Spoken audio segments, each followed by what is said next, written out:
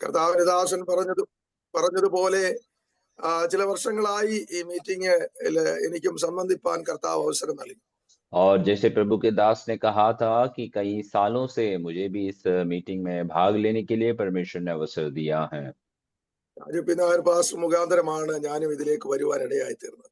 और Raju P Nair pastor के जरिए मैं भी इस मीटिंग में शामिल होने के लिए प्रभु ने अवसर दिया। അദ്ദേഹത്തെ ഞാൻ വിശ്വാസത്തിലേക്ക് ശരിയായി വരുന്നതിന് മുമ്പ് മുതൽ എനിക്ക് പരിചയമുണ്ട്. और ये प्रभु के दास पास्टर राजू पी नायर को विश्वास में आने से पहले ही मैं सच बोला जाए तो मैं उनसे परिचय रखता हूँ। എന്നെ മാനസാന്തരപ്പെടുത്താൻ എന്റെ പുറകെ ഒത്തിരി നടന്നൊരു വ്യക്തിയാണ് അദ്ദേഹം. और प्रभु के दास को मन फिराव करवाने के लिए प्रभु के दास के पीछे बहुत चला हुआ एक व्यक्ति है वे। അന്ന് ഞാൻ ഡൽഹിയിൽ ജോലിയുള്ള ബന്ധത്തിലായിരുന്നു. और उन दिनों में प्रभु के दास जो हैं दिल्ली में अपने नौकरी के संबंध में कार्य कर रहे थे। കർത്താവിന്റെ കൃപയാൽ കർത്താവിനെ അനുഭവിച്ചറിയുവാൻ ദൈവം ഭാഗ്യം നൽകി. परमेश्वर का कृपा और प्रभु की दया हो कि परमेश्वर को जानने का अवसर प्रभु ने मेरे जीवन में भी दिया। കർത്താവിന്റെ വേലയ്ക്കായി കർത്താവ് എന്നെ വിളിക്കുവാനിടയായി. प्रभु की सेवकाई करने के लिए परमेश्वर ने मुझे वहां पर चुना है। 95 മുതൽ ഇതുവരെയും കർത്താവിന്റെ വേലയിൽ വിവിധ ഇടങ്ങളിലായിരിക്കാൻ കർത്താവ് സഹായിച്ചു. 1995 से लेकर अब तक विभिन्न स्थानों में प्रभु की सेवकाई करने के लिए परमेश्वर ने अब तक सहायता किया है। അങ്ങനെ ഈ പ്ലാറ്റ്ഫോമിലും സംബന്ധിപ്പാൻ ദൈവം അവസരം നൽകി. और ऐसे ही ये जूम की इस मंच में भी शामिल होने के लिए परमेश्वर ने अनुग्रह और दया किया। ദീർഘവർഷങ്ങളായിട്ട് നടന്നുകൊണ്ടിരിക്കുന്ന എനിക്ക് തോന്നുന്നു 6ാം വർഷത്തിലേക്ക് പ്രവേശിച്ച ഈ സമയത്ത് എനിക്ക് വളരെ സന്തോഷമുണ്ട് ഈ മീറ്റിംഗിൽ സംബന്ധിക്കുന്നത്. और लंबे समय से चलने वाले इस मीटिंग में मेरे ख्याल से 6ठे साल में ये लोग प्रवेश किए हैं और इतने समय से इस मीटिंग में शामिल होने के लिए प्रभु ने मुझे भी अवसर दिया, इसलिए मुझे बहुत आनंद महसूस होता है। സമയം എനിക്ക് ലഭിക്കുമ്പോഴൊക്കെ ഈ പ്രാർത്ഥനയിൽ ചേർന്ന് പ്രാർത്ഥിക്കുവാൻ ദൈവം അവസരം നൽകും. जब जब मुझे समय होता था तब मुझे इस मंच में प्रार्थना सभा में आकर प्रार्थना करने के लिए प्रभु ने मुझे सहायता किया। ഈ പ്രാർത്ഥനയെ സംബന്ധിച്ചതിന് ശേഷം പലരെയും പരിചയപ്പെടുവാൻ, പ്രത്യേകിച്ച് തോമസൺ പാസ്റ്ററെ പരിചയപ്പെടുവാനും ഒരുമിച്ച് കൂട്ടായ്മകൾ ആചരിപ്പാനും ഒക്കെ കർത്താവ് അവസരങ്ങൾ നൽകി. इस प्रार्थना में शामिल होने के पश्चात कई लोगों का परिचय होने के लिए परमेश्वर ने सहायता किया, विशेष करके थॉमसन पास्टर को साथ में मुलाकात करने के लिए और उनके साथ आमीन सेवकाई का आनंद को अनुभव करने के लिए प्रभु ने हमें मौका दिया है। അദ്ദേഹം നാട്ടിൽ കടന്നു വരുമ്പോഴൊക്കെ നാട്ടിലെ കോമൺ ആയിട്ട് ഈ പ്രാർത്ഥനയെ സംബന്ധിക്കുന്നവരെ എല്ലാം വിളിച്ച് ഒരുമിച്ച് കൂടി ഒരു പ്രാർത്ഥനയൊക്കെ നടത്താറുണ്ട്. और जब जब वे केरल आते हैं तो केरल में जितने भी लोग इस गॉड्स मिशन के इस सेवकाई में शामिल होते हैं उन सबको बुलवाकर एक आम सभा को वे आयोजित करते हैं। അതിലും എനിക്ക് സംബന്ധിപ്പാൻ കർത്താവ് അവസരങ്ങൾ നൽകിയിട്ടുണ്ട്. और उन सभाओं में भी शामिल होने के लिए परमेश्वर ने मुझे अवसरों को दिया है। എന്നാൽ ഈ പ്രഭാതത്തിൽ എനിക്ക് ഇങ്ങനെ അവസരം ദൈവവചന ശുശ്രൂഷിക്കാൻ നൽകിയത് ഓർത്ത് കർത്താവിനെ സ്തുതിക്കുന്നു. और साथ ही साथ आज सवेरे के समय इस प्रकार से मुझे एक और अवसर परमेश्वर ने दिया, इसलिए मैं प्रभु का स्तुति धन्यवाद करता हूँ। എന്റെ ഒരു പ്രാർത്ഥനാ വിഷയം കൂടെ നിങ്ങളെ അറിയിപ്പാൻ ഞാൻ കർത്താവിൽ ശരണപ്പെടുകയാണ്. मेरा एक प्रार्थना विषय भी मैं आपको बताने के लिए मैं परमेश्वर में शरण लेता हूँ। ദീർഘവർഷങ്ങളായി ഒരു ഭവനത്തിനായി ആഗ്രഹിക്കുകയും പ്രാർത്ഥിക്കുകയും ചെയ്തുകൊണ്ടിരുന്നു. और लंबे समय से एक मकान के लिए प्रार्थना और इच्छा करता रहा।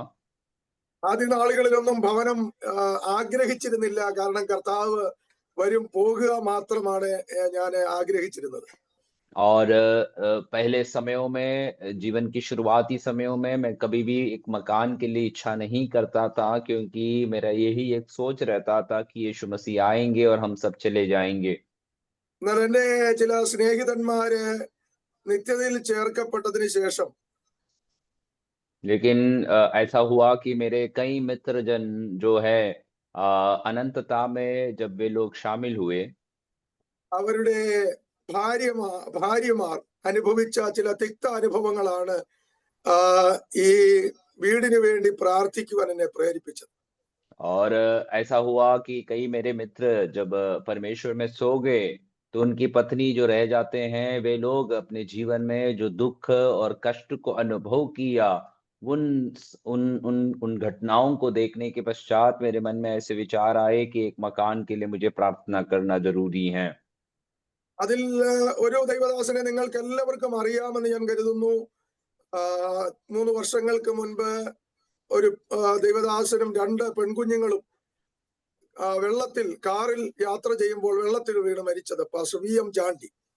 और उनमें से एक प्रभु के दास को आप सब लोग जानते होंगे, ऐसे मैं समझता हूँ पिछले समयों में, पिछले सालों में एक प्रभु के दास और उनकी 2 बेटियां जो हैं कार की दुर्घटना से वे लोग पानी में गिरकर डूब कर मर गए थे। അത് എന്റെ ഏറ്റവും അടുത്തൊരു സുഹൃത്തായിരുന്നു അദ്ദേഹം. और वो प्रभु के दास जो हैं, इस प्रभु के दास के बहुत ही एक करीबी मित्र था। അദ്ദേഹത്തിന്റെ വേർപാടിന് ശേഷം അദ്ദേഹത്തിന്റെ സഹധർമ്മിണിക്കൊക്കെ ഉണ്ടായ ചില പ്രയാസങ്ങളാണ് വീടിന് വേണ്ടി പ്രാർത്ഥിക്കുവാൻ എനിക്ക് പ്രേരണയായി തീർന്നത്. उस परमेश्वर के दास के मृत्यु के पश्चात उनकी पत्नी को हुआ जो कष्ट और दुःख जो हुआ, वो सब देखकर एक मकान के लिए, घर के लिए प्रार्थना करने का एक इच्छा मेरे मन में जाग उठा। ഞാൻ പ്രാർത്ഥിച്ചുകൊണ്ടിരിക്കുമ്പോൾ തന്നെ പല ദൈവദാസന്മാരും വീടിന്റെ പണി തുടങ്ങുവാൻ വേണ്ടി എനിക്ക് പ്രേരണ നൽകുവാനിടയായി. और मैं प्रार्थना करने के समय ही कई परमेश्वर के दासों ने घर के कार्यों को या मकान के निर्माण के कार्यों को शुरुआत करने के लिए मुझे कई प्रेरणाओं को उन्होंने दिया। എപ്പോഴും വിളിക്കുമ്പോഴൊക്കെ തോമസ് പാസ്റ്റർ ചോദിക്കാറുണ്ട്, പണി തുടങ്ങിയോ തുടങ്ങിയോ തുടങ്ങിയോ എന്ന്. और जब कभी भी थॉमसन पास्टर बुलाते थे तो तभी मुझे पूछा करता था कि क्या आपने उस मकान के निर्माण कार्यों को शुरुआत की है क्या? രാജു പാസ്റ്ററും ഇടയ്ക്കൊക്കെ ചോദിക്കാറുണ്ടായിരുന്നു. അപ്പോൾ തന്നെ കർത്താവിന്റെ ദാസന്മാര് എനിക്കൊരു ഭവനത്തിന് വേണ്ടി ശക്തമായി പ്രാർത്ഥിക്കുന്നുണ്ടായിരുന്നു. और राजू पास्टर भी बीच-बीच में उसी के विषय में पूछा करते थे और साथ-साथ उस विषय के लिए बहुत सामर्थ्य रूप से वे प्रार्थना भी किए। എന്നാൽ വ്യാഴാഴ്ച രാവിലെ പ്രാർത്ഥിച്ച് അതിന്റെ പണി ആരംഭിക്കുവാൻ കർത്താവ് ഭാഗ്യം നൽകി. लेकिन परमेश्वर की दया और कृपा है कि पिछले दिनों में उसका भवन निर्माण के लिए प्रार्थना करके शुरुआत करने के लिए प्रभु ने एक बड़ा अवसर दिया। തുടർന്നുള്ള പണികളെ കുറിച്ച് എനിക്കൊന്നും അറിയില്ല. കർത്താവ് എല്ലാം നന്നായി ചെയ്യുമെന്ന് ഞാൻ വിശ്വസിക്കുന്നു. और आने वाले दिनों में कैसे इस काम आगे बढ़ेंगे मैं नहीं जानता हूँ, लेकिन एक विश्वास है कि परमेश्वर सब कुछ अच्छे रीति से उसे पूरा करेगा। യോശുവയുടെ പുസ്തകം 3-ാം അധ്യായത്തിന്റെ 5-ാം വാക്യം എന്നോട് ദൈവാത്മാവ് ഇടപെട്ടത് കൊണ്ടാണ് ഞാൻ പണി ആരംഭിക്കുവാൻ ഇടയായി തീർന്നത്. यहोशू का पुस्तक 3रा अध्याय उसके 5वें वचन जो परमेश्वर की आत्मा मुझे स्पष्ट रीति से बातें की, इसी के कारणवश मैं अपने निर्माण कार्यों को शुरुआत किए। അത് ശുദ്ധീകരിക്കപ്പെടാമെങ്കിൽ ദൈവം നാളെ അതിശയം പ്രവർത്തിക്കുമെന്ന് വചനം പറയുന്നു. और वचन इस प्रकार कहते हैं कि यदि तुम पवित्र होते हैं तो परमेश्वर कल निश्चय तुम्हारे बीच में कार्य करेंगे। ദൈവം ഒരു അതിശയം പ്രവർത്തിച്ച് അതിന്റെ പണികൾ പൂർത്തീകരിക്കപ്പെടേണ്ടതിന് നിങ്ങളുടെ ഏവരുടെയും പ്രാർത്ഥന പ്രത്യേകം ഞാൻ ചോദിക്കുന്നു. परमेश्वर एक अद्भुत काम को प्रकट करते हुए उस निर्माण कार्यों को पूरा करने के लिए आप सभी की प्रार्थनाओं को मैं अपने जीवन में चाहता हूँ। ഈ പ്രാർത്ഥനയിൽ സംബന്ധിച്ചതിന് ശേഷം ഒത്തിരി വിടുതലുകൾ, അനുഗ്രഹങ്ങൾ എനിക്ക് അനുഭവിപ്പാൻ കർത്താവ് ഇടവരുത്തിയിട്ടുണ്ട്. इस प्रार्थना में शामिल होने के पश्चात बहुत सारे अद्भुत कार्यों को और बहुत सारी आशीषों को मैंने अपने जीवन में प्राप्त करने में प्रभु ने अवसर दिया। തുടർന്നും നിങ്ങൾ എല്ലാവരും എനിക്ക് വേണ്ടി പ്രാർത്ഥിക്കണമെന്നുണ്ടെന്ന് എനിക്കറിയാം. തുടർന്ന് നിങ്ങളുടെ പ്രാർത്ഥനയെ ചോദിച്ചുകൊണ്ട് ദൈവവചനത്തിലേക്ക് പ്രവേശിപ്പാൻ കർത്താവിൽ आग्रहिക്കുന്നു.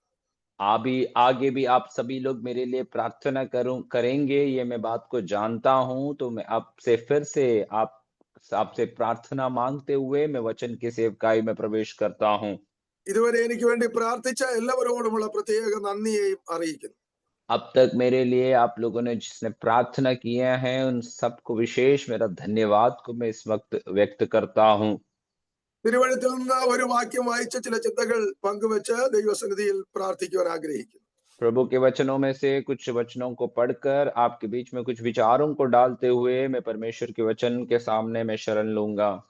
എബ്രായ ലേഖനം 3-ാം അധ്യായം അതിന്റെ 14-ാമത്തെ വാക്യം. इब्रानियों की पत्री 3रा अध्याय उसके 14वें पद। ആദ്യ വിശ്വാസം അവസാനത്തോളം മുറുകെ പിടിച്ചുകൊണ്ടാൽ നാം ക്രിസ്തുവിൽ പങ്കാളികളായി തീർന്നിരിക്കുന്നുവല്ലോ.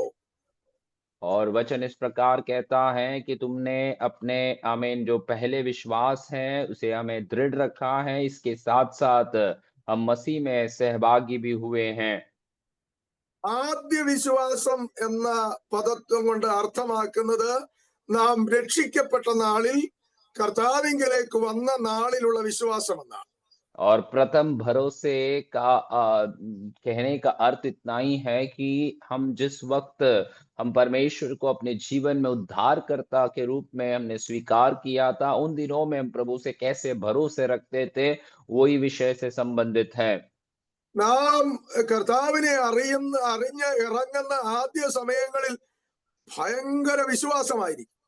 यीशु मसीह को जानकर उन दिनों में जब हम पहले समयों में जब निकले थे, तो यीशु मसीह के ऊपर हमारे अंदर एक गंभीर और भारी विश्वास हमारा हुआ करता था। എന്നാൽ കാലങ്ങൾ കഴിയുമ്പോൾ നമ്മുടെ വിശ്വാസം ക്ഷീണിക്കുവാനിടയായി. लेकिन समय बीतते ही हमारे परमेश्वर के ऊपर का भरोसा और विश्वास जो है वो घटता गया। അതിനെ ഒരു വ്യക്തിയുടെ കാര്യം പറഞ്ഞ് ഞാൻ ഇന്ന് പ്രസംഗിക്കാൻ ആഗ്രഹിക്കുന്നത് മുറുകെ പിടിക്കേണ്ട വിഷയങ്ങളെ കുറിച്ച് ആയതുകൊണ്ട് ഒരു വ്യക്തി ഒന്ന് ചൂണ്ടിക്കാണിച്ച് ഞാൻ ആദ്യത്തെ വിഷയം വിടുവാൻ കർത്താവിൽ ആഗ്രഹിക്കുക. मेरा विषय प्रचार का यह है कि हम किन किन चीजों को हमारे जीवन में थामे रखना है, इसीलिए मैं एक व्यक्ति का उदाहरण को बोलते हुए इस भाग को मैं आगे बढ़ने चाहूंगा। ആദ്യ വിശ്വാസം അവസാനം വരെ ഒരുപോലെ കൊണ്ടുപോകാൻ കഴിയാതിരുന്ന ഒരു വ്യക്തിയെ കുറിച്ച് ദൈവവചനം ആഴമായി പഠിക്കുന്ന ഒരു വ്യക്തിക്ക് മനസ്സിലാക്കാൻ കഴിയും. एक प्रथम भरोसे को एक ही समान शुरुआत से लेकर अंत तक ना ले जा पाने वाला एक व्यक्ति के बारे में यदि आप वचन को पढ़ते हैं, तो उन व्यक्ति के बारे में आपके बीच में बताकर मैं आगे बढ़ूंगा। അത് മറ്റാരുമല്ല, നാം വിശ്വാസികളുടെ പിതാവെന്ന് പറയുന്ന അബ്രഹാം തന്നെയാണ്. और वो कोई नहीं है, परंतु विश्वासियों के पिता कहलाने वाले अब्राहम के विषय में है। അബ്രഹാം ഇറങ്ങിത്തിരിച്ചപ്പോൾ ആഴമേറിയ വിശ്വാസം അബ്രഹാമിനുണ്ടായിരുന്നു. अब्राहम जब पहले यीशु मसीह परमेश्वर की ओर देखकर निकल पड़ा, तो उसके अंदर एक भारी और एक तीव्र विश्वास परमेश्वर के ऊपर था। അതുകൊണ്ടാണ് വീടും നാടും സ്വന്തക്കാരെ എല്ലാം വിട്ടിറങ്ങാൻ പറഞ്ഞപ്പോൾ ഇടം വലം നോക്കാതെ താൻ ഇറങ്ങിത്തിരിച്ചത്. इसीलिए पहले जब उसे कहा गया कि अपने घर, अपने देश और अपने कुटुंबियों को छोड़कर निकल जा, तो उसने यहाँ वहां ना देखते हुए वो परमेश्वर की बातों के ऊपर भरोसा करते हुए वे निकल पड़े। അപ്പോ അടുത്ത ദിവസം എങ്ങനെയായിരിക്കും, എന്തായിരിക്കും എന്നൊന്നും ചിന്തിക്കാതെ ദൈവത്തിന്റെ വാക്കനുസരിച്ച് വിശ്വാസത്താൽ അബ്രഹാം ഇറങ്ങി പുറപ്പെട്ടു. अगले दिनों में क्या होंगे, कैसे आगे बढ़ेंगे, ये सब कुछ को ना सोचते हुए परमेश्वर के उस वचन को सुनकर वे अपने जीवन की यात्रा में निकल चले। എന്നാൽ ചില നാളുകൾ കഴിഞ്ഞപ്പോൾ തന്റെ ജീവിതത്തിൽ ഞെരുക്കങ്ങൾ വന്നപ്പോൾ ആ പഴയ വിശ്വാസം കുറഞ്ഞതായി നമുക്ക് തിരുവെഴുത്ത് പഠിക്കുമ്പോൾ കാണുവാൻ കഴിയും. लेकिन कुछ समय के पश्चात जब अपने जीवन में तकलीफ और मुसीबतें आने लगी, तो उस व्यक्ति के अंदर जो पहले विश्वास था, जो वो घटता हुआ नजर आते हैं वचन को हम जब पढ़ते हैं तो। അടുത്ത അതെ 12-ാം അധ്യായത്തിലാണ് ദൈവം വിളിച്ചിറക്കുന്നതെങ്കിൽ 13-ാം അധ്യായത്തിൽ വന്നപ്പോ വിശ്വാസത്തിൽ അല്പം ക്ഷീണം വന്നപ്പോൾ താന് ക്ഷാമം നേരിട്ടപ്പോൾ മിസ്രൈമിലേക്ക് പോയതായി നമുക്ക് കാണുവാൻ കഴിയും. और 12वें आयत में, उत्पत्ति के 12वें आयत में हम देखते हैं कि परमेश्वर ने अब्राहम को बुलाकर अलग किया, लेकिन 13वें आयत में जब पहुंचते हैं, जब विश्वास में थोड़ा कमजोर हो जाते हैं, तब वहां पर जब अकाल पड़ जाता है, तो अपने देश को छोड़कर मिस्र की ओर जाते हुए अब्राहम को हम देखते हैं।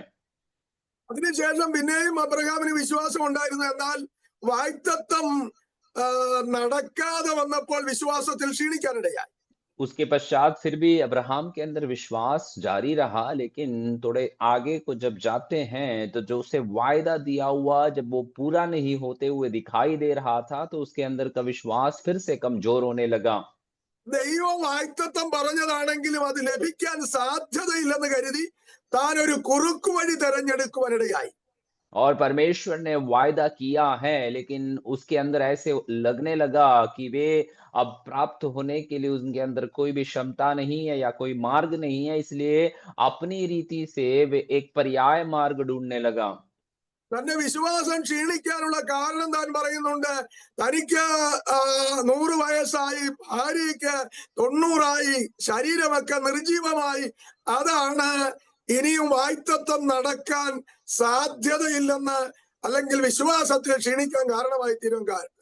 उनका विश्वास घटने का या उनका विश्वास कमजोर होने का एक कारण वो इस प्रकार से कहते हैं कि अब्राहम अपने विषय में कहते हैं कि मैं 100 साल का हो चुका हूँ, मेरी पत्नी जो है वे 90 साल की हो चुकी है, अब उन्हें एक संतान होने की संभावनाएं बहुत कम है, और यही उनका विश्वास कमजोर होने का एक मुख्य विषय बताते हैं। എന്നാൽ ദൈവം ആ സമയത്തും അബ്രഹാമിനെ ഓർപ്പിച്ചുണർത്തുന്നത്, ഇതുവരെ ഉള്ളതല്ല അബ്രഹാമേ, ഞാൻ നിന്നോട് പറഞ്ഞത് തന്നെ സംഭവിക്കും, നീ അതിനായി കാത്തിരിക്കുവാൻ അബ്രഹാമിനോട് ദൈവം പറയാനിടയായി. लेकिन अब अब्राहम से परमेश्वर इस बात का याद दिलाता है कि अब तक तेरे जीवन में जो भी आया है वो नहीं, लेकिन मैंने जो वायदा दिया है वही वायदा मैं तेरे जीवन में पूरा करूंगा। ऐसे बार बार प्रभु अब्राहम को याद दिलाता रहा। ഈ പ്രഭാതത്തിൽ ചിലരോട് ദൈവാത്മാവ് പറയുകയാണ്, വാഗ്ദത്തം കേട്ടിട്ടും നടക്കാതിരിക്കുന്നത് കൊണ്ട് നിരാശപ്പെടേണ്ട. പറഞ്ഞത് ദൈവമാണെങ്കിൽ അതിനെ നിവർത്തിക്കാൻ ദൈവത്തിന്റെ കരം ശക്തമാണ്. आज सुबह के समय में भी यहाँ पर सुनने वाले कईयों से परमेश्वर की आत्मा इस प्रकार से कहते हैं कि आपने चाहे आपके जीवन में वायदाओं को सुना होगा और वो आपके जीवन में पूरा नहीं हो रहा है, ये सोचकर आप निराश ना हो, विश्वास में कमजोर ना हो, क्योंकि वायदा देने वाला परमेश्वर है, वो उसे अपने जीवन में पूरा जरूर करेगा। നമ്മുടെ പ്രായവും നമ്മുടെ ക്ഷീണവും നമ്മുടെ സാഹചര്യവും അറിയുന്ന ദൈവം തന്നെയാ പറഞ്ഞത്, നിന്റെ ജീവിതത്തിൽ ഞാൻ ഇന്നത് ചെയ്യുമെന്ന്. അങ്ങനെയെങ്കിൽ പ്രായമോ ക്ഷീണമോ സമയമോ ഒന്നും ദൈവത്തിന് വിഷയമല്ല. പറഞ്ഞ കാര്യം അതുപോലെ ചെയ്യാൻ നാം സേവിക്കുന്ന ദൈവം ശക്തനാണ്. हमारी उम्र हो सकता है, हमारे जीवन के कमजोरी हो सकते हैं कि हम अपने अपने आप में लगने लगते हैं कि हमारे जीवन में परमेश्वर ने दिया हुआ वायदा या पूरा नहीं हो पाएगा, लेकिन यदि परमेश्वर ने आपसे कहा है तो परमेश्वर आपके अंदर की कमजोरियों को, आपके अंदर की आमीन थकावट को सब जानने वाला प्रभु है, और परमेश्वर ने यदि कहा है तो वो आपके जीवन में वो पूरा करेगा जरूर। വാഗ്ദത്തം കേട്ട ദൈവമക്കളോട് പറയുക, അതിൽ ഉറച്ച് വിശ്വസിക്ക. ദൈവം അത് അങ്ങനെ തന്നെ ചെയ്ത് നമ്മെ മാനിക്കുന്ന ദിവസങ്ങൾ അതിവിദൂരമല്ല എന്ന് ഈ പ്രഭാതത്തിൽ ദൈവാത്മാവ് ഓർപ്പിച്ചുണർത്തുകയാണ്. वायदा किया हुआ या वायदा सुना हुआ प्रभु के लोगों से मैं परमेश्वर से नाम से कहता हूं कि परमेश्वर ने यदि कहा है तो परमेश्वर उसे वैसा ही आपके जीवन में पूरा करेगा। तो ऐसा है तो आप परमेश्वर के वायदाओं के ऊपर पूर्ण भरोसा और अटल रहकर आगे बढ़ने में प्रभु में शरण लेना है। വിശ്വാസത്തിൽ അബ്രഹാം ക്ഷീണിച്ചു പോയപ്പോഴാണ് ആ വാക്കുകൾ പറഞ്ഞതെങ്കിലും 22-ാം അധ്യായത്തിൽ വരുമ്പോൾ അബ്രഹാം വിശ്വാസത്തിൽ ആദ്യത്തേതിനേക്കാൾ ശക്തമായി നിലനിൽക്കുവാനിടയായി. विश्वास में अब्राहम कमजोर होने के समय में हो सकता है कि उसने उन बातों को कहा, लेकिन उसके 22वें पद में आए अध्याय में जब हम आते हैं तो हम देखते हैं कि अब्राहम अपने विश्वास के जीवन में पहले से भी और मजबूत होकर परमेश्वर में विश्वास और भरोसा करते हुए आगे बढ़ते हुए हम देख पाते हैं। വായിച്ച കുറിവാക്യത്തിന്റെ ഭാഷയിൽ പറഞ്ഞാൽ ആദ്യത്തേക്കാൾ ശക്തമായ വിശ്വാസം അബ്രഹാമിന്റെ ജീവിതത്തിൽ 22-ാം അധ്യായത്തിൽ കാണുവാൻ നമുക്ക് കഴിയുന്നുണ്ട്. हमने पढ़े हुए कुंजी वचन के अनुसार यदि हम देखेंगे तो अब्राहम के जीवन में पहले भरोसे से भी बढ़कर एक अच्छा भरोसा और एक अच्छा विश्वास उसके अंदर 22वें अध्याय में जब हम पढ़ते हैं तो हम अपने जीवन में उसके जीवन में पा सकते हैं। 22-ാം അധ്യായത്തിൽ കാണുന്ന വിശ്വാസത്തെ കുറിച്ച് പറഞ്ഞാൽ മരിച്ചതിനെ ജീവിപ്പിക്കുകയും ഇല്ലാത്തതിനെ ഉള്ളതുപോലെ വിളിച്ചു വരുത്താനും എന്റെ ദൈവത്തിന് കഴിയുമെന്ന് അബ്രഹാം വിശ്വസിക്കാനിടയായി. पहले विश्वास से तुलना करते हुए यदि 22वें अध्याय में अब्राहम की विश्वास की ओर हम देखेंगे तो अब्राहम इस प्रकार से कहते हैं कि मरे हुओं को जिलाने वाला जो ना हो उसी को मानो है, ऐसे हमें लेकर आने वाला उस परमेश्वर के ऊपर वो विश्वास करते हैं और उसी पर वो भरोसा करके आगे बढ़ते हैं। ഈ പ്രമാണത്തിൽ വിശ്വസിക്ക്, മരിച്ചതിനെ ജീവിപ്പിക്കാൻ ഞാൻ സേവിക്കുന്ന ദൈവത്തിന് കഴിയും. आज सुबह के समय में हम और आपको ये विश्वास करना है कि मरे हुओं को भी जिलाने के लिए मेरा परमेश्वर जिसकी मैं सेवा करता हूँ, उसके द्वारा सब कुछ संभव होगा। ഇല്ലാത്തതിനെ ഉള്ളതുപോലെ വിളിച്ചു വരുത്തുവാൻ ഞാൻ സേവിക്കുന്ന ദൈവത്തിന് കഴിയും. मानो जो ना हो उसे मानो है ऐसे लेकर आने के लिए मैं सेवा करने वाला परमेश्वर के द्वारा संभव हो सकता है। ഈ പ്രഭാതത്തിൽ പരിശുദ്ധാത്മാവ് ചിലരോട് പറയുന്നു, നിന്റെ ജീവിതത്തിൽ ഇല്ലാത്തത് ചിലത് വിളിച്ചു വരുത്തി കൊണ്ടുവരുവാൻ തരുവാൻ നാം സേവിക്കുന്ന ദൈവശക്തനാണ്. आज सुबह के समय में पवित्र आत्मा इस प्रकार कईयों से इस प्रकार से कहता है कि आपके जीवन में जो नहीं है वो आपके जीवन में लौटा कर देने के लिए या ले आने के लिए मैं जो सेवा करने वाला परमेश्वर हूं उसी से संभव है, वो आपके जीवन में वो करेगा। വായിച്ച കുറിവാക്യം ഇതാണ്, ആദ്യ വിശ്വാസം അവസാനത്തോളം മുറുകെ പിടിക്കണം. और हमने पढ़े हुए कुंजी वचन में इस प्रकार से लिखा हुआ है कि तुम्हारा प्रथम भरोसा अंत तक दृढ़ता से स्थिर रहना है। നമ്മൾ ഇതുവരെ പറഞ്ഞ വാക്കുകൾ വെച്ച് പറഞ്ഞാൽ ആദ്യത്തെക്കാൾ അധികം വിശ്വാസം അവസാനം വരെ മുറുകെ പിടിക്കണം. अब तक यदि आमीन हमने कहे हुए बातों को यदि सब जोड़कर कहूं तो पहले से भी जो विश्वास है अंत के समय में अधिक रीति से हमारे जीवन में विश्वास बढ़ना जरूरी है। ഞാനും ഇറങ്ങി തിരിച്ച നാളിൽ ജോലി വിടാൻ ദൈവം പറഞ്ഞപ്പോ ഇടവും വലവും നോക്കിയില്ല, ജോലി വിട്ട് കർത്താവിന്റെ വേലയ്ക്ക് ഇറങ്ങി. प्रभु के दास भी जब प्रभु के सेवकाई में निकल पड़े तो परमेश्वर ने उनसे कहा कि अपने नौकरी को छोड़ देना, तो यहाँ वहां ना देखते हुए परमेश्वर की बातों को सुनकर अपने नौकरी को छोड़कर प्रभु के सेवकाई में निकले थे। ഞാൻ ജോലി വിട്ട് നാട്ടിൽ വന്നതിന് ശേഷമാണ് എന്റെ ഭാര്യ പോലും അറിയുന്നത് ഞാൻ ജോലി വിട്ട് കർത്താവിന്റെ വേലയ്ക്ക് ഇറങ്ങിയത്. प्रभु की दास ने अपने काम नौकरी को छोड़कर जब वो केरल पहुंचे तभी उनकी पत्नी को भी पता चला कि वे नौकरी छोड़कर वे आए हुए हैं। കുഞ്ഞിന് ഒരു ഗ്ലാസ് പാല് വാങ്ങിക്കൊടുക്കാൻ പണമില്ലാത്ത അവസ്ഥ. और ऐसे दशा हमारे जीवन में आए कि हमारे बच्चे को एक गिलास दूध लेकर देने का हालत में हम नहीं थे। ആദ്യ സമയങ്ങളിൽ എന്റെ ഭാര്യ എന്നോട് ചോദിച്ചു, എങ്ങനെ ജീവിക്കും? और शुरुआती समयों में मेरे पत्नी मुझसे पूछा करता था कि हम कैसे अपने जीवन को आगे बढ़ाएंगे। എന്നാൽ സർവശക്തനായ ദൈവത്തിൽ വിശ്വസിച്ചത് കൊണ്ട് ഇന്നുവരെയും അത്ഭുതകരമായി ദൈവം നടത്തുവാനിടയായി. लेकिन सर्वशक्तिमान परमेश्वर में विश्वास किया था, इसीलिए आज तक अद्भुत रीति से चलाने के लिए परमेश्वर ने हमारे जीवन में काम किए। എന്നാൽ ഇടയ്ക്കൊക്കെ വിശ്വാസത്തിൽ ക്ഷീണിച്ചു പോയ സന്ദർഭമുണ്ട്. എന്നാൽ ഈ സമയങ്ങളിൽ ഞാൻ ആഴമായി ദൈവത്തിൽ വിശ്വസിക്കുന്നു, എന്റെ ദൈവത്തിന് അസാധ്യമായിട്ടൊന്നുമില്ല. लेकिन बीच समयों में कई बार विश्वास में कई कमजोरियों को मैंने अपने जीवन में अनुभव किया है, लेकिन इन दिनों में मैं फिर से प्रभु में गहरी रीति से भरोसा करता हूं कि मेरा परमेश्वर बड़े अद्भुत रीति से हमें परिवार को आगे बढ़ाएगा। അപ്പോൾ മുറുകെ പിടിക്കേണ്ട ചില കാര്യങ്ങളെ കുറിച്ചാണ് ഞാൻ വിശദമായി ഇന്ന് പ്രഭാതത്തിൽ സംസാരിക്കാൻ ആഗ്രഹിക്കുന്നത്.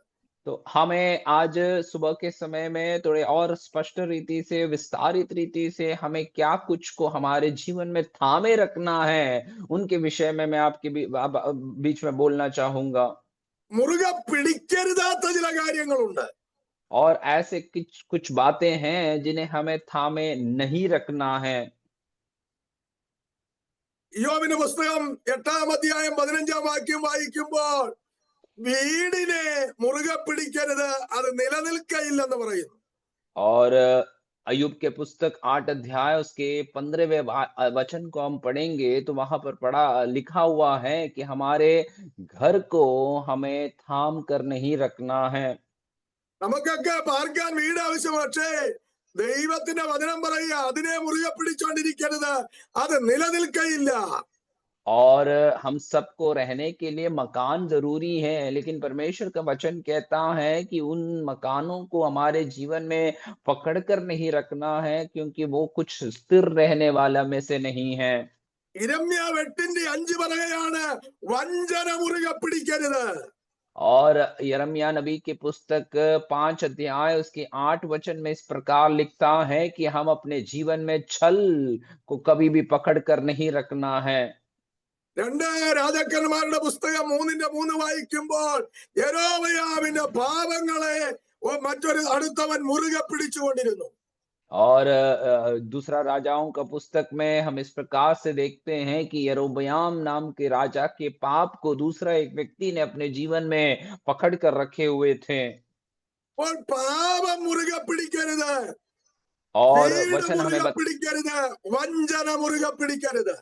और वचन हमें बताता है कि पाप हमें पकड़ कर नहीं रखना है, घर या मकान को हमें पकड़ कर नहीं रखना है, छल हमारे जीवन में हमें कभी भी पकड़ कर नहीं रखना है। പിന്നെ എന്താണ് നാം മുറുകെ പിടിക്കേണ്ടത്? फिर क्या है जो हमें अपने जीवन में थाम कर रखना है या पकड़ कर रखना है? യെശയ്യാ 64:7 പറയുന്നു ദൈവത്തെ നാം മുറുകെ പിടിക്കാൻ ഉത്സാഹിക്കണം. और यशायाह उसके 64 अध्याय उसके 7 वचन में इस प्रकार से कहता है कि परमेश्वर को हमारे जीवन में थाम कर रखने के लिए हमें उत्साह को दिखाना है।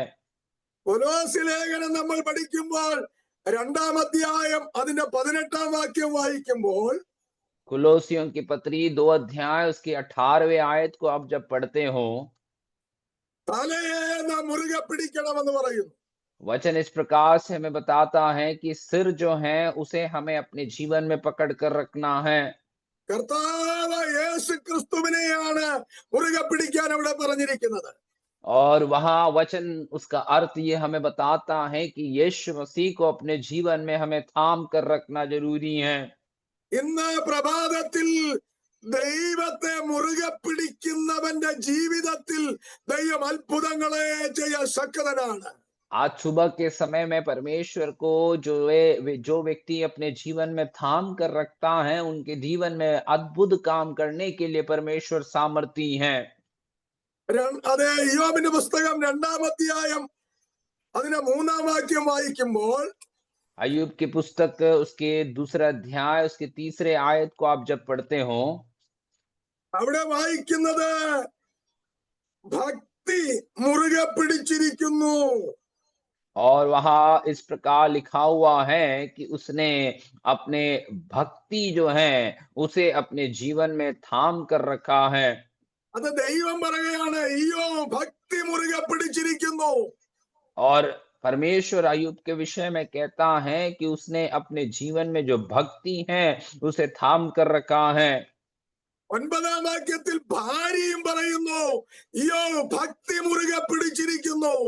और उसके 9वें आयत में उसकी पत्नी भी इस प्रकार से कहता है कि देखो अय्यूब जो है अपने जीवन में परमेश्वर की भक्ति जो है उसे उसने अपने जीवन में थाम कर रखे हैं।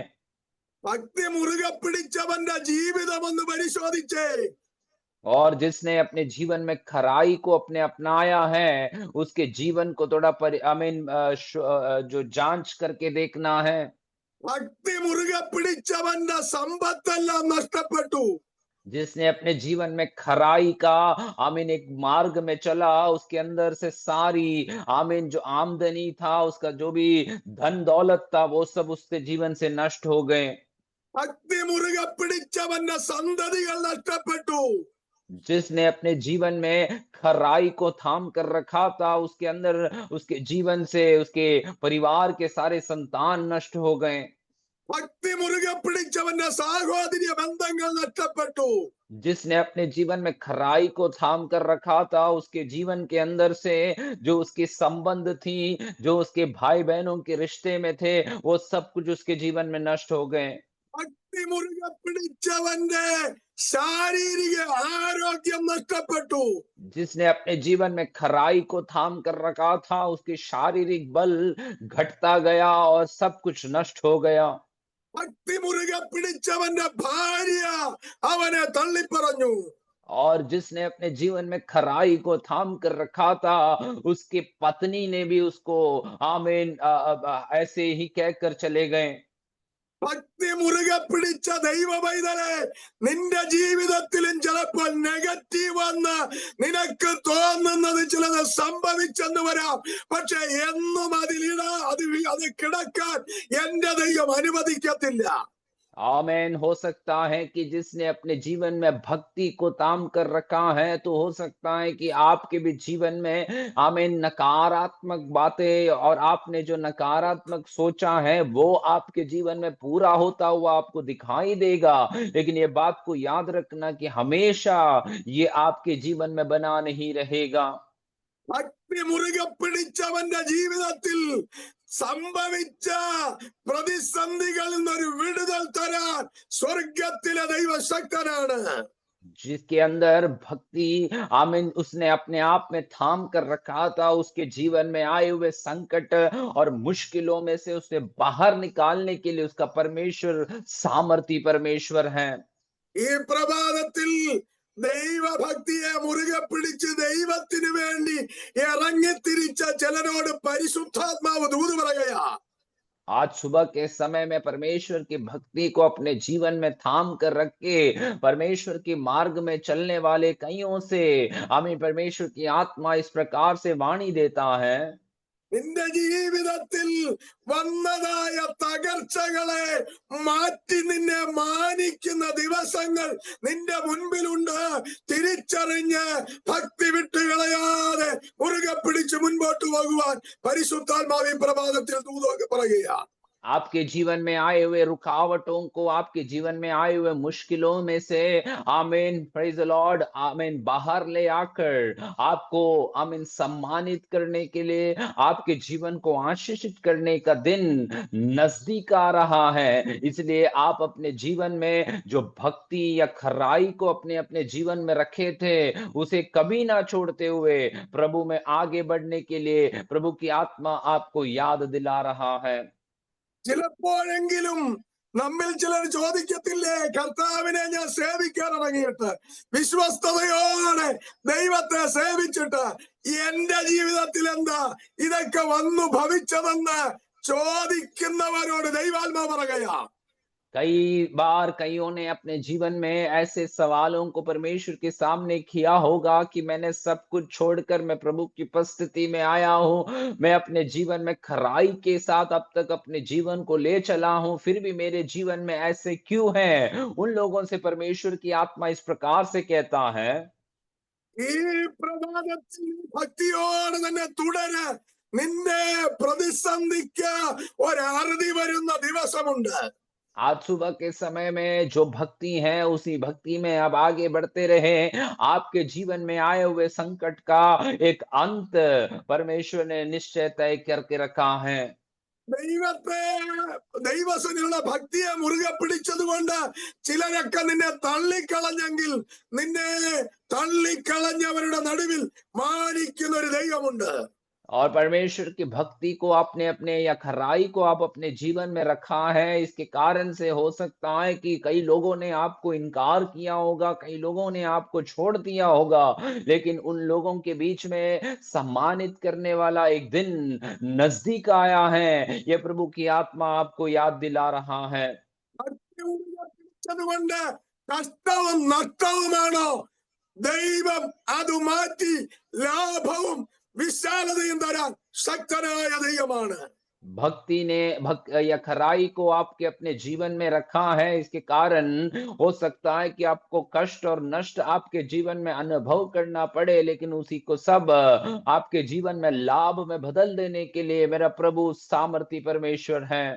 2 തീമോഥെയോസ് 3:12 പൗലോസിൽ കൂടെ പരിശുദ്ധാത്മ പറയുന്നു, ക്രിസ്തുവേശുവിൽ ഭക്തിയോടെ ജീവിക്കുവാൻ ആഗ്രഹിക്കുന്നവർക്ക് ഉപദ്രവങ്ങൾ ഉണ്ടാകും. और दूसरा तिमुथियुस में हम ये बात को देखते हैं कि परमेश्वर का वचन इस प्रकार से कहता है कि यीशु मसीह में आमीन बड़े खराई के साथ जीने वाले व्यक्ति के अंदर कई प्रकार की उपद्रव, कष्ट और नष्ट को उसके अपने जीवन में सामना करना होगा। എന്നാൽ എന്നും കഷ്ടമല്ല, എന്നും നഷ്ടമല്ല, അതിന്റെ ആ സ്ഥിതി മാറുന്ന ഒരു ദിവസം നമ്മുടെ മുൻപിലുണ്ട്. लेकिन ये बात को याद रखना है कि हमेशा कष्ट नष्ट का अनुभव ही आपके जीवन में नहीं रहेगा, लेकिन आपकी स्थिति को बदलकर आपके अंदर एक बड़े आशीष के अनुभव को लाने वाला दिन आमीन बहुत करीब आ चुका है। ദൈവം പറയുന്നു യോബിനെ കുറിച്ച്, അവൻ ഭക്തി മുറുകെ പിടിച്ചിരിക്കുന്നു. और अय्यूब के विषय में परमेश्वर इस प्रकार से कहता है कि वे अपने जीवन में खराई को थाम कर रखा है। എന്നാൽ ഭാര്യ പറയുന്നു, നിന്റെ ഭക്തി മുറുകെ പിടിച്ചുകൊണ്ടിരിക്കാതെ ദൈവത്തെ ത്യജിച്ചു പറഞ്ഞ് മരിച്ചു കളക. और लेकिन उसकी पत्नी उसे इस प्रकार से सलाह दे रही थी कि तू अपने खराई में बना ना रहते हुए परमेश्वर को छोड़ दे और तू अपने जीवन में आमीन जाकर मृत्यु पाले। ഭാര്യ പറയുന്നു, ഇനിയും ഭക്തിയെ മുറുകെ പിടിച്ചുകൊണ്ടിരിക്കരുത്, അതിനെ और വിട്ടുകളയണം. उसकी पत्नी उसे इस प्रकार से सलाह देती है कि अब तू क्या किस लिए खराई में बना रहता है, उसे अभी अब तक छोड़ देना चाहिए था। എന്നാൽ ഇയ്യോബ് അവസാനം വരെ ഭക്തിയെ മുറുകെ പിടിക്കുവാനിടയായി. लेकिन प्रभु का वचन में हम देखते हैं कि अय्यूब अंत तक अपने जीवन में उस खराई के साथ अपने जीवन को ले चलने में मदद हुआ। 41 അധ്യായം പ്രതികൂലങ്ങളുടെയും പ്രതിസന്ധികളുടെയും ആണെങ്കിൽ, നിനക്ക് വേണ്ടി ഒരു 42 അധ്യായം ദൈവം ഒരുക്കി വെച്ചിട്ടുണ്ട്. വിശ്വസിക്കുന്ന ദൈവമക്കൾക്കായി ഞാൻ ദൈവത്തിന് സ്തോത്രം ചെയ്യുകയാണ്. 41 अध्याय आपके जीवन में हो सकता है कि मुश्किलों का, संकट का और कष्ट का एक दौर रहा है, तो 42वें अध्याय आपके लिए परमेश्वर ने तैयार कर रखा है, जहां पर आपने आमीन जो अब तक कष्ट और नष्ट को अनुभव किया उसको लाभ में बदलने वाला एक समय परमेश्वर ने आपके लिए रखा है। ഒരു 42 അധ്യായത്തിനായി കാത്തിരിക്കുന്ന ദൈവമക്കൾക്കായി ഞാൻ ദൈവത്തെ സ്തുതിക്കുകയാണ്. एक 42वें अध्याय के लिए इंतजार करने वाले सभी लोगों के लिए मैं परमेश्वर का धन्यवाद और स्तुति करता हूं। നിന്റെ ജീവിതമെന്ന ഓരോ അധ്യായങ്ങൾ ഓരോ ദിവസവും മറിഞ്ഞുകൊണ്ടിരിക്കുക. അത് മറിഞ്ഞ് 42 അധ്യായത്തിലേക്ക് നീ എത്തിച്ചേരുന്ന ദിവസങ്ങൾ മുൻപിലുണ്ടെന്ന് പരിശുദ്ധാത്മ പറയുന്നു. पवित्र आत्मा इस प्रकार से याद दिलाता है कि आपके जीवन का एक एक अध्याय पलटते पलटते जा रहे हैं और आप धीरे धीरे उस 42वें अध्याय के करीब में पहुंच रहा है, ऐसे प्रभु की आत्मा कह रहा है। അതുവരെ ഭക്തിയെ മുറുകെ പിടിച്ചുകൊള്ളണം. उस समय तक अपने जीवन में खराई को अपने अंदर बनाकर रखना है। അങ്ങനെ മുറുകെ പിടിച്ചുകൊണ്ടിരുന്നാൽ അനുഭവിച്ച സകല വിഷയങ്ങൾക്കും അന്ത്യം കുറിക്കാൻ നാം സേവിക്കുന്ന ദൈവശക്തനാണ്.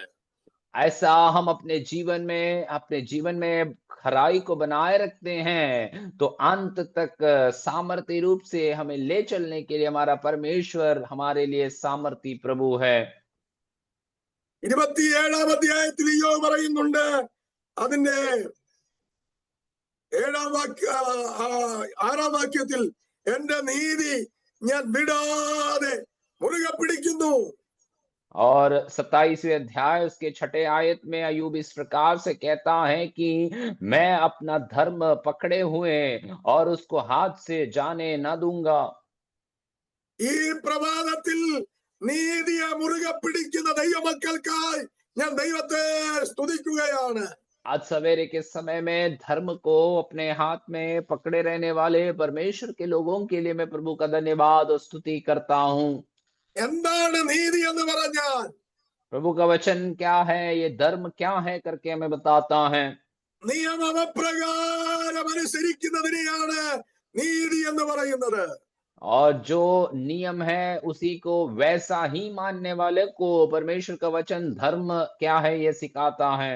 ദൈവവചനത്തിന്റെ അതേ അത് നിയമം അപ്രകാരം അനുസരിക്കുന്ന ദൈവമക്കൾക്കായി ഞാൻ ദൈവത്തിന് സ്തോത്രം ചെയ്യുകയാണ്. परमेश्वर के वचन के नियमों को ऐसा ही पालन करने वाले परमेश्वर के लोगों के लिए मैं प्रभु का स्तुति धन्यवाद करता हूँ। പലവിധ പ്രയാസങ്ങളും പ്രതിസന്ധികളും ജീവിതത്തിൽ നേരിട്ടപ്പോഴാണ് യോ പറയുന്നത്, ഞാൻ എന്റെ നീതിയെ ഞാൻ മുറുകെ പിടിക്കുന്നു. कई प्रकार की मुश्किलों को अपने जीवन में सामना करने के पश्चात आमीन उन सब में पार होने के बाद आमीन अय्यूब अपने जीवन में कहता है कि मैंने अपने धर्म को मेरे जीवन में से जाने नहीं दिया। ജീവിതത്തിലെല്ലാം പ്രതികൂലമാകുമ്പോഴും ദൈവിക പ്രമാണത്തെ മുറുകെ പിടിക്കുന്ന ദൈവമക്കളെ ഓർത്ത് ഇന്ന് പ്രഭാതത്തിൽ ഞാൻ ദൈവത്തെ സ്തുതിക്കുകയാണ്. जीवन में सब कुछ हमारे जीवन में हमारे विरोध में जाने के समय में भी परमेश्वर की आज्ञाओं को, परमेश्वर की व्यवस्थाओं को आमीन थामे रखने वाले प्रिय लोगों को याद करते हुए मैं प्रभु का धन्यवाद और स्तुति करता हूँ। അതുകൊണ്ടാണ് 2 തെസ്സലോനിക്കർക്കെഴുതിയ ലേഖനം 2:15 പറയുന്നത്, ദൈവം ഉപദേശിച്ചു തന്ന പ്രമാണങ്ങളെ മുറുകെ പിടിച്ചുകൊള്ളുവീൻ. इसलिए दूसरा थिस्सलुनीकियों की पत्री में इस प्रकार 2:15 में इस प्रकार हमें बताते हैं कि परमेश्वर ने जो आमीन प्रभु का वचनों को हमारे जीवन में दिया है उसी को हम अपने जीवन में थामे रखना जरूरी है। ജീവിതത്തിൽ പ്രതിസന്ധികൾ വരാം, പോരാട്ടങ്ങൾ വരാം, തകർച്ചകൾ വരാം, ഞെരുക്കങ്ങൾ വരാം. എന്നാൽ ദൈവിക പ്രമാണം വിട്ടുകളയാതെ മുറുകെ പിടിക്കുന്ന ദൈവമക്കൾക്കായി ഈ പ്രഭാതത്തിൽ ഞാൻ ദൈവത്തെ സ്തുതിക്കുകയാണ്. हो सकता है कि आपके जीवन में मुश्किलें आए, प्रभु आपके जीवन में तकलीफें आए, आपके जीवन में संकट आए, लेकिन परमेश्वर की जो व्यवस्था है उसी को कभी ना छोड़ते हुए, उसी में थामे रहते हुए आगे बढ़ने वालों के लिए मैं परमेश्वर का धन्यवाद और स्तुति करता हूँ। ഒന്ന് ദൈവത്തെ മുറുകെ പിടിക്കണം. पहला है प्रभु का वचन कहता है कि परमेश्वर को हम अपने जीवन में थाम कर रखना है। 2 ഭക്തി മുറുകെ പിടിക്കണം. दूसरा है खराई को हम अपने जीवन में थामे रखना है। 3 നീതി മുറുകെ പിടിക്കണം. तीसरा है धर्म को अपने जीवन से जाने ना दे, उसे पकड़ कर रखना है। 4 പ്രമാണം മുറുകെ പിടിക്കണം. चौथा है कि परमेश्वर की जो व्यवस्था है उसे हम अपने जीवन में पकड़ कर रखना जरूरी है। 5 സദൃശവാക്യം 4:13 പ്രബോധനം മുറുകെ പിടിക്കണം, വിട്ടുകളയരുത്. और पांचवा जो बात है वो नीति वचन के पुस्तक उसके 4 उसका 13 में लिखा है कि प्रबोधन जो है उसे पकड़ कर रखना है, उसे अपने जीवन में जाने नहीं देना है। ഒരുപാട് കാര്യങ്ങൾ മുറുകെ പിടിക്കേണ്ടതുണ്ട്. ഞാൻ ഓടിച്ച് ചില കാര്യങ്ങൾ പറഞ്ഞങ്ങ് വിടുകയാണ്, വിശദീകരണത്തിന് സമയമില്ല. और बहुत सारी बातें हमें अपने जीवन में थामे रखने के लिए वचन हमें बताते हैं। मैं जल्दी से कुछ बातों को अपने आपके बीच में मैं जाना चाहता हूँ क्योंकि उसको स्पष्ट करने के लिए हमारे पास समय नहीं है। അപ്പോൾ അവസാനം പറഞ്ഞത് പ്രബോധനം മുറുകെ പിടിക്കണം. आखिरी में हमने नीति वचन 4:13 में वचन लिखता है कि शिक्षा को अपने जीवन में पकड़े रहना है। ഇന്ന് പലർക്കും വേണ്ടാത്തതും അതാണ്, പ്രബോധനം വേണ്ട. आज कईयों के जीवन में ये बात हमें देखने में आते हैं कि उन्हें शिक्षा की जरूरत नहीं होती है। എന്നാൽ പ്രബോധനം വിട്ടുകളയാതെ മുറുകെ പിടിക്കുന്ന ദൈവമക്കളെ ഓർത്ത് ഞാൻ ദൈവത്തിന് സ്തോത്രം ചെയ്യുകയാണ്.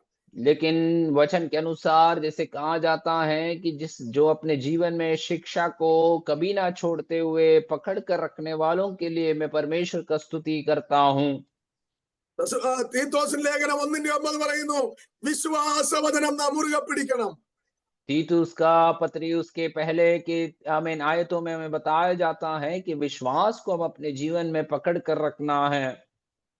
എബ്രായ ലേഖനം തന്നെ 3:6 വായിക്കുമ്പോൾ നാം കാണുന്നത് പ്രത്യാശയുടെ ധൈര്യം പ്രശംസ നാം അവസാനത്തോളം മുറുകെ പിടിച്ചുകൊണ്ടാൽ.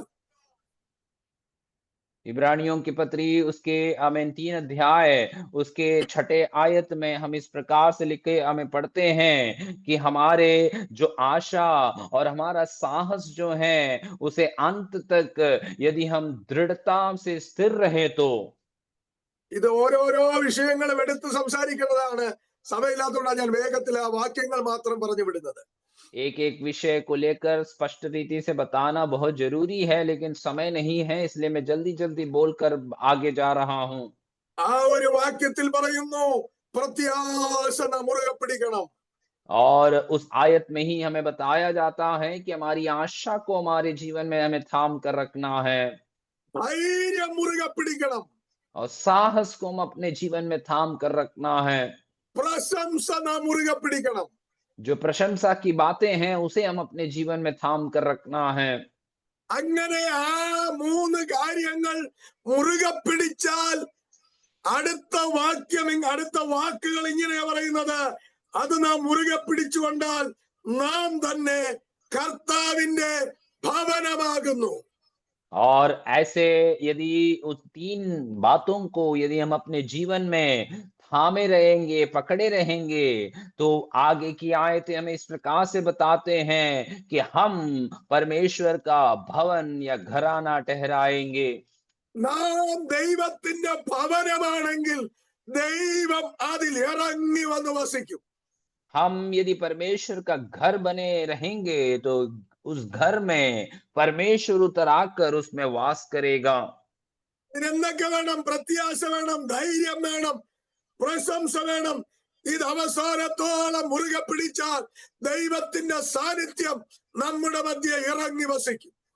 उसमें क्या क्या जरूरी है? हमारे अंदर साहस, हमारे अंदर आशा और घमंड की बातों या प्रशंसा की बातें हमारे अंदर अंत तक हमें दृढ़ बना रहेंगे, स्थिर रहेंगे, तो परमेश्वर हमें उस घर के अंदर उतर आकर वास करने वाला प्रभु है. ഇതൊക്കെ മുറുകെ പിടിച്ചവരോട് ഈ പ്രഭാതത്തിൽ ആത്മാവിലൊരു ദൂതിയൻ കൈമാറാം. നീ ഒറ്റയ്ക്കല്ല, നിന്റെ അകത്തൊരുത്തൻ വസിക്കുന്നുണ്ട്. അതാരാണ്? യോഹന്നാന്റെ ലേഖനം വായിക്കുമ്പോൾ ഈ ലോകത്തിലുള്ളവനേക്കാൾ വലിയവൻ നിങ്ങളുടെ ഉള്ളിൽ ഇരിക്കുന്നു. और ये सबको अपने जीवन में थाम कर रखने वाले उन लोगों से एक बात को मैं आत्मा में कहना चाहता हूं कि आपके अंदर जो वास करता है, यूहन्ना के आमीन उस पुस्तक में लिखा हुआ वचन के अनुसार वचन हमें बताता है कि तुम में जो वास करता है इस दुनिया में वास करने वाले से भी बढ़कर है, वो महान परमेश्वर है. നാലിലാണത് കാണുന്നത്.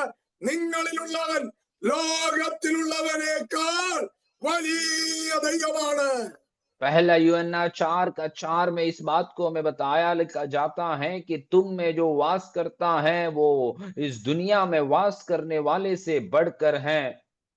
ഈ പ്രഭാതത്തിൽ എത്ര പേർക്ക് പറയാൻ കഴിയും, ഞാൻ ദൈവത്തിന്റെ ഭവനമാണ്, എന്റെ അകത്ത് ഈ സകല ലോകത്തിലേക്കാൾ വലിയ ഒരുവൻ വസിക്കുന്നു എന്ന് ഉറപ്പുള്ള ദൈവമക്കൾക്കായി ഞാൻ ദൈവത്തെ സ്തുതിക്കുകയാണ്.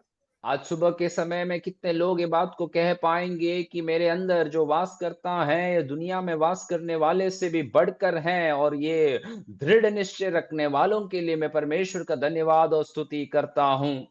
അങ്ങനെയെങ്കിൽ ഈ ലോകത്തിലെ ഒരു ശക്തിക്കും നിന്നെ തകർക്കാൻ കഴിയത്തില്ല, ഒരു ശക്തിക്കും നിന്നെ തൊടാൻ കഴിയത്തില്ല. കാരണം ഈ ലോകത്തുള്ളവനേക്കാൾ വലിയവൻ നിന്റെ അകത്തുണ്ട്. ऐसा है तो इस दुनिया के कोई भी सामर्थ, कोई भी शक्ति आपको छू नहीं सकता, आपको नष्ट नहीं कर सकता, क्योंकि आपके अंदर जो सामर्थ वास करता है, कार्य करता है, जो परमेश्वर आपके अंदर है वो इस दुनिया से भी बढ़कर है, वो सामर्थी परमेश्वर है. ഈ പ്രഭാതത്തിൽ എത്ര പേർ വിശ്വസിക്കുന്നു, എന്റെ അകത്ത് ഇരിക്കുന്നയാള് സകല ലോകത്തേക്കാൾ വലിയ കർത്താവാണ്, അഖിലാണ്ടത്തിന്റെ ഉടയവനാണ്, അതുകൊണ്ട് ഒരു ശക്തിക്കും എന്നെ തോൽപ്പിക്കാൻ കഴിയത്തില്ല. इसमें कोई इसलिए कोई कितने लोग ये बात में विश्वास करने के लिए तैयार होंगे कि मुझ में जो वास करने वाला परमेश्वर है, ये सारे भूमंडल को सृष्टि करने वाला प्रभु है, इसलिए कोई भी वो परमेश्वर से बढ़कर मेरे जीवन में कुछ भी हानि या नुकसान मेरे जीवन में नहीं ले आ पाएंगे। ആ വിശ്വാസം അകത്തുള്ള ദൈവമക്കൾക്കായി ഞാൻ ദൈവത്തിന് സ്തോത്രം ചെയ്യുകയാണ്. और वो विश्वास अंदर रखने वाले उन परमेश्वर के प्रिय लोगों के लिए मैं परमेश्वर का धन्यवाद और स्तुति करता हूँ। സമയം കഴിഞ്ഞത് കൊണ്ട് എന്റെ വാക്കുകളെ ഞാൻ ഇവിടെ കൊണ്ട് അവസാനിപ്പിക്കുക. समय समाप्त होने के कारण मैं अपने वचनों को यहाँ पर समाप्त करना चाहूंगा। എങ്കിലും പ്രധാനപ്പെട്ട ഒരു വ്യക്തിയെ കുറിച്ച് എനിക്ക് പറയാനുണ്ട്. അത് പറഞ്ഞ് ഞാൻ എന്റെ വാക്ക് അവസാനിപ്പിക്കും. और एक व्यक्ति के बारे में मुझे बताना है, उसे भी परिचय कराकर मैं अपने शब्दों को समाप्त करूंगा। നാം എല്ലാം ഈ സൂം പ്ലാറ്റ്ഫോമിൽ വന്നിരിക്കാൻ കാരണക്കാരനായ ഒരാളുണ്ട്. हम सब जूम के इस मंच में आकर बैठने के पीछे कारण रहने वाला एक है और वो महान है। ആ വ്യക്തിത്വം പലതും ഉപേക്ഷിച്ചത് കൊണ്ടാണ് നമുക്ക് ഈ ഭാഗ്യം ലഭിച്ചത്. വിശ്വസിക്കുന്ന ദൈവമക്കൾക്ക് ഞാൻ ദൈവത്തെ സ്തുതിക്കുന്നു. और वो व्यक्ति जो है बहुत सारे चीजों को अपने जीवन में जाने दिया, इसीलिए आज ऐसा एक सौभाग्य में मिला है कि हम परमेश्वर की उपस्थिति में ऐसे आकर बैठ पाए हैं। അദ്ദേഹത്തിന് മുറുകെ പിടിക്കാമായിരുന്നത് പലതും അദ്ദേഹം ഉപേക്ഷിക്കാനിടയായി. और वो जो थे उनके अंदर जो कुछ भी वे अपने जीवन में पकड़ कर रख सकते थे, लेकिन उन्होंने उन सबको जाने दिया, छोड़ दिया। इसलिए हम आज प्रभु की उपस्थिति में दिखाई दे रहे हैं। എനിക്കും നിങ്ങൾക്കും വേണ്ടി. और किसके लिए था पूछा जाए तो मेरे लिए और आपके लिए, मेरे और आपके कारण से। ആ വാക്യം ഞാൻ പറയാം. ഫിലിപ്പിയ ലേഖനം 2:6. और मैं आयत को बताता हूँ, फिलिपियों की पत्री 2 अध्याय उसके 6 वचन। യേശു ദൈവരൂപത്തിലിരിക്കെ ദൈവത്തോടുള്ള സമത്വം മുറുകെ പിടിച്ചുകൊള്ളണം എന്ന് വിചാരിക്കാതെ ദാസരൂപമെടുത്തു. जिसने परमेश्वर का स्वरूप में होकर भी परमेश्वर का तुल्य होने को अपने वश में ना रखते हुए, आमीन आमीन, दास का रूप को अपने जीवन में धारण किया। യേശു ഏത് രൂപത്തിലായിരുന്നു? ദൈവരൂപത്തിലായിരുന്നു. परमेश्वर का स्वरूप में रहने वाला वो यीशु मसीह। യേശു ദൈവത്തോട് സമത്വമുള്ള ആളായിരുന്നു. यीशु मसीह के साथ या परमेश्वर के साथ तुलना में रहने वाला वो यीशु मसीह। യേശു ദൈവരൂപം ഉപേക്ഷിച്ചു. और यीशु मसीह ने वो परमेश्वर का वो स्वरूप को अपने जीवन में जाने दिया। യേശു ദൈവത്തോടുള്ള സമത്വം ഉപേക്ഷിച്ചു. यीशु मसीह ने परमेश्वर के साथ का जो समानता है उसे को अपने जीवन में जाने दिया। തനിക്ക് കിട്ടാമായിരുന്ന ഏറ്റവും വലിയ പദവി മുറുകെ പിടിച്ചുകൊള്ളണമെന്ന് വിചാരിക്കാതെ ദാസരൂപമെടുത്ത് വേഷത്തിൽ മനുഷ്യരായി വിളങ്ങി. उसे जो सबसे मिलने वाली सबसे बड़ी पदवी को अपने जीवन में न चाहते हुए वचन हमें बताता है कि एक दास का स्वरूप को उसने अपने जीवन में धारण किया। അതുകൊണ്ട് നാമും മുറുകെ പിടിക്കേണ്ടതുണ്ട്. മുറുകെ പിടിക്കാതെ ഉപേക്ഷിക്കേണ്ടതുണ്ട്. മുറുകെ പിടിക്കേണ്ടത് മുറുകെ പിടിച്ച് ഉപേക്ഷിക്കേണ്ടത് ഉപേക്ഷിച്ച് കർത്താവിനായി ജീവിക്കാൻ ദൈവകരങ്ങളിൽ സമർപ്പിക്കപ്പെടാം. इसलिए हमारे भी जीवन में कुछ चीजों को हमें अपने अंदर थाम कर रखना है और कुछ बातों को हम अपने जीवन में छोड़ देना है। इसलिए हम अपने आप को प्रभु के हाथों में समर्पित करें कि जो बातों को हमें छोड़ देना है उसे छोड़ दे, और जो बातों को अपने जीवन में पकड़ कर रखना है उसे रखकर प्रभु का कार्य हमारे जीवन से होने के लिए प्रभु सहायता करने पाए। അങ്ങനെ നാം ജീവിച്ചാൽ ഉപേക്ഷിക്കേണ്ടത് ഉപേക്ഷിച്ചു വന്ന കർത്താവായ യേശു ക്രിസ്തുവിനെ സകല നാമത്തിനും മേലായ നാമം നൽകിയതുപോലെ നമ്മെയും മാനിക്കാൻ ഈ ദൈവം ശക്തന. വിശ്വസിക്കുന്ന ദൈവമക്കൾക്കായി ഞാൻ ദൈവത്തിന് സ്തോത്രം ചെയ്യുകയാണ്. ऐसे यदि हम भी अपने जीवन में जीने के लिए हम तैयार होते हैं तो आमीन, जो सब कुछ को छोड़कर आया हुआ यीशु मसीह को, जैसे प्रभु का वचन कहता है सब नामों में ऊंचा नाम उसका ठहराया, उसी समान परमेश्वर भी हमें जीवन में आमीन सारी आमीन मान्यता को देखकर, सम्मान को देखकर हमारे जीवन को प्रभु आशीष में ठहराएगा। അതിനായി ദൈവകരങ്ങൾ നമുക്ക് സമർപ്പിക്കാം. കർത്താവ് ഈ വചനങ്ങളാൽ നമ്മെ അനുഗ്രഹിക്കുമാറാകട്ടെ. और उसी के लिए प्रभु के वचनों के सामने, प्रभु के हाथों के अंदर अपने जीवन को हमें समर्पित करेंगे।